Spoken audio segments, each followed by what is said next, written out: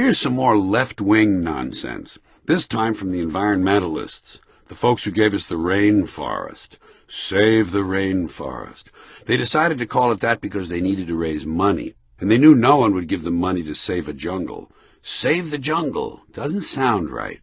Same with swamp. Save the swamp. Not gonna work. Swamp became wetland. Nicer words, sounds more fragile. Save the wetlands. Send money.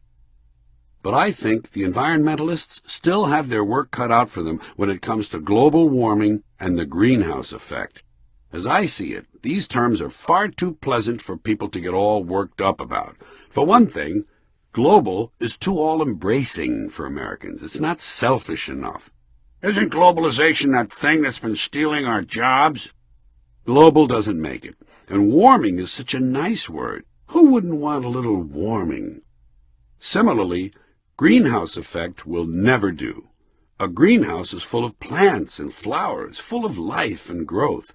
Green equals life. House equals shelter. The greenhouse effect sounds like something that gives you life and shelter and growth.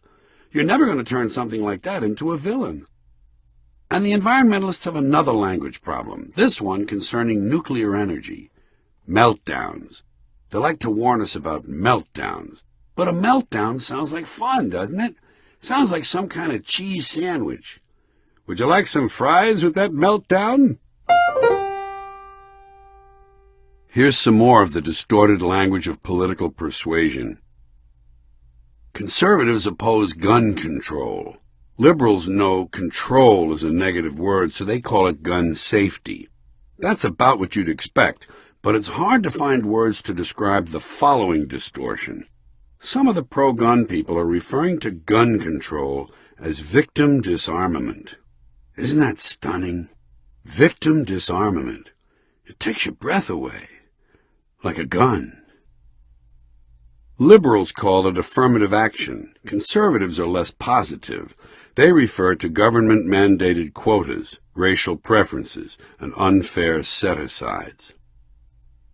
Rich Republicans want to keep their money in the family. And so, the Republican Party began to call the inheritance tax, a pro-tax term, the estate tax, a neutral term, which they later changed to the death tax, an anti-tax term. When liberals talk about spending, they call it investing or funding. Funding means spending money. We need to do more to fund education. On the other side of the ledger, when Republicans need to raise taxes, they call it revenue enhancement. The energy criminals now refer to oil drilling as oil exploration. Instead of Mobil and Exxon, they'd rather you picture Lewis and Clark. When the original Enron story was developing, Bush's people referred to the crimes as violations. They said a review might be necessary, but not an investigation. So I guess if the other guys do it, it's a crime that should be investigated. But if your guys do it, it's a violation that should be reviewed. Liberals call it global warming. Conservatives call it climate change. If you want the individual to sound shady and suspicious, you call him an Iraqi. If you want to upgrade him a bit, he becomes an Iraqi American. If you're trying to clean him up completely, you call him an American citizen of Iraqi descent. When people came to this country primarily from Europe, they were called immigrants and refugees. As they began arriving from Latin America and the Caribbean, we started calling them aliens. Some of them are here illegally. Those in this country who sympathize with that group don't call them illegal aliens. They refer to them as undocumented workers or guest workers.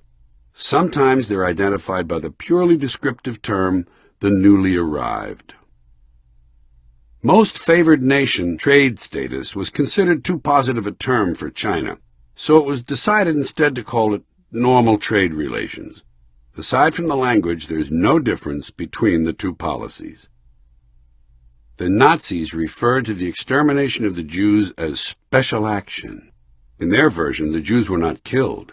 They were resettled, evacuated, or transferred, and the dead were referred to as the no longer relevant. In Palestine, Arabs refer to the areas Jews have taken over as occupied territories. Jews call them disputed areas. The Israelis call their assassinations of Palestinian leaders focused thwartings, pinpoint elimination, and preventive measures. At one time in Iraq, Saddam Hussein called the hostages he was holding his guests. Countries we used to call rogue nations are now referred to as nations of concern, so we can talk to them without insulting them outright. But as a result of bad behavior, North Korea has been downgraded from a state of concern to a rogue state. Likewise, failed nations are now called messy states. Underdeveloped countries have also been upgraded. They're now developing nations.